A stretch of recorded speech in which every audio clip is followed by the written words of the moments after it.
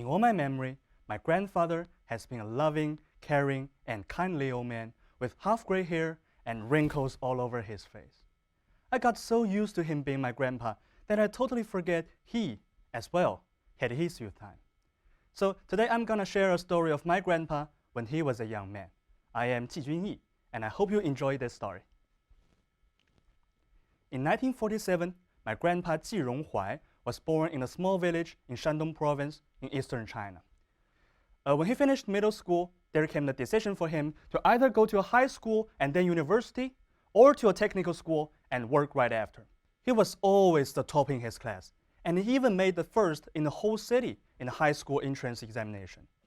However, his family had barely enough money to put him and his brothers and sisters to school, while the technical school had no tuitions and even provided free meals and dormitory.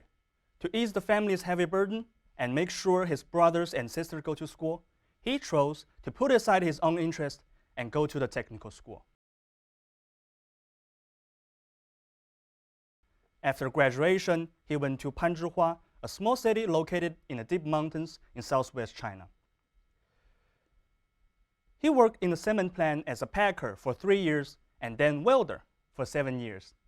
In his first year as a welder, he learned from experienced workers as his tutor and read electromechanical books in his spare time.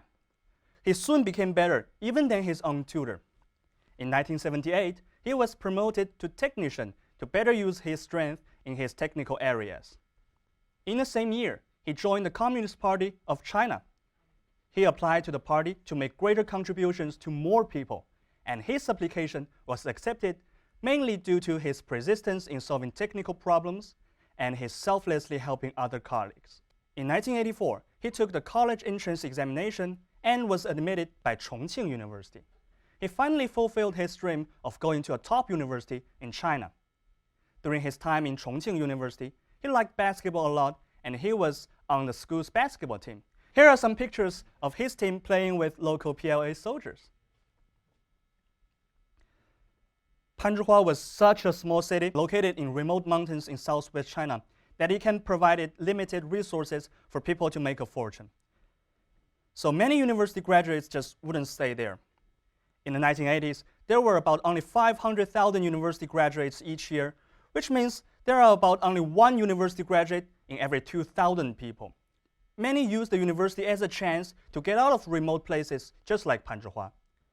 But not my grandpa. He gave up valuable opportunities to work in larger cities and went back directly to Panzhihua because he knew exactly that the university graduates were very, very needed in underdeveloped cities just like Panzhihua.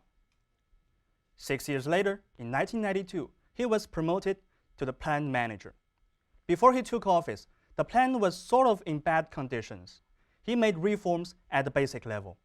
By establishing high-quality standards, giving benefit to basic workers, and promote educated and talented workers, he turned the plant to good.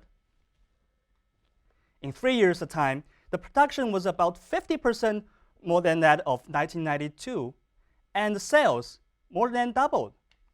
And then my grandpa retired later at the age of 55 and became the loving, caring, and kindly old grandpa for me. Looking back on his youth, he was an excellent student, a diligent worker, a sports lover, a wise manager, and above all, a tenacious and selfless CPC member. He gave up his own interest to pursue happiness because through this, he can help more people to gain happiness, to achieve the greater good. That is his good quality and true nobility being a CPC member. Such is my grandfather, Ji Ronghuai, being ordinary while great at the same time. I gotta say, I really have a lot of things to learn from him. That's all for his story. Thank you very much.